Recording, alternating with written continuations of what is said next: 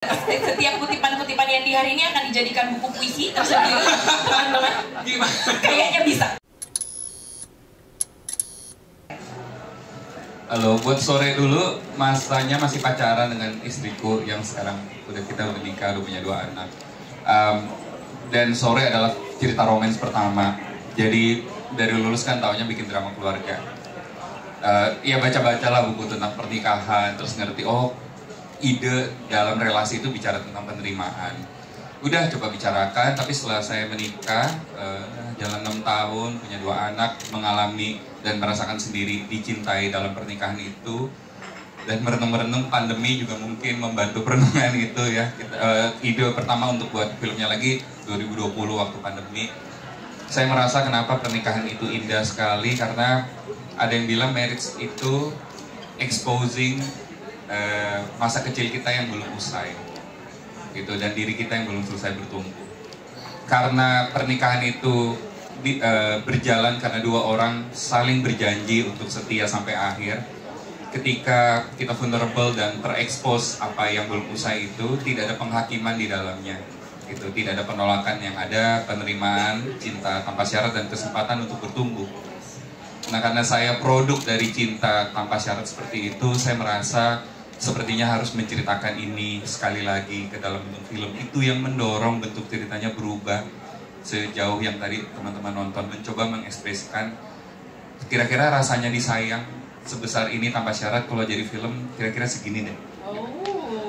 Dan mungkin itu yang akhirnya menyentuh banyak hati semua yang nonton ya. Tepuk tangan dong, boleh dong.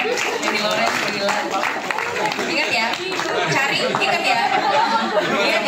Tugas kita hari ini adalah mencari kata positif dari Psycho.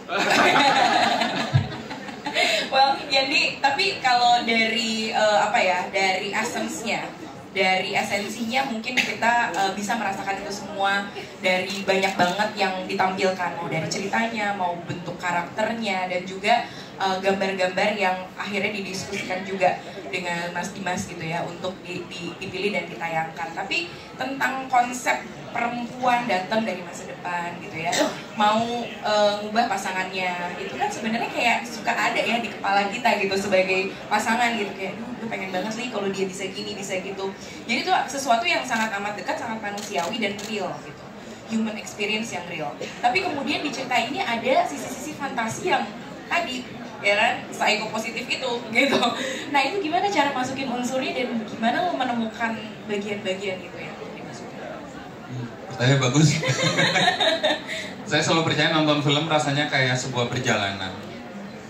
Dan yang menarik dari kemungkinan fantasi kan, time travel kan fantasi. Kalau kita duduk ngobrol aja, kita bicara sama teman kan what if itu kita berkhayal. Mungkin yang paling menarik dari menonton sesuatu yang kita sebut fantasi gitu ya, dia time travel, itu adalah perjalanan yang jauh sekali. Kita bisa membayangkan naik kapal selam ke Atlantis yang hilang, atau pergi ke ujung galaksi gitu. Tapi yang menarik dari perjalanan nonton film fantasi seperti itu, ternyata perjalanan jauh itu ternyata membuat kita mengerti sesuatu tentang rumah kita sendiri gitu.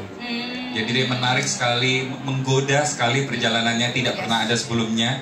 Tapi di ujung perjalanan, waktu kita pulang, kita bawa kedalaman dan perspektif baru tentang rumah kita gitu. Jadi itu rasanya sangat berbeda ya. Sheila juga udah. Sheila tenang, habis ini giliran kamu bisa siap. Wow. Gitu kira-kira. Setiap kutipan-kutipan yang di hari ini akan dijadikan buku puisi tersendiri, teman-teman. Gimana? Kayaknya bisa.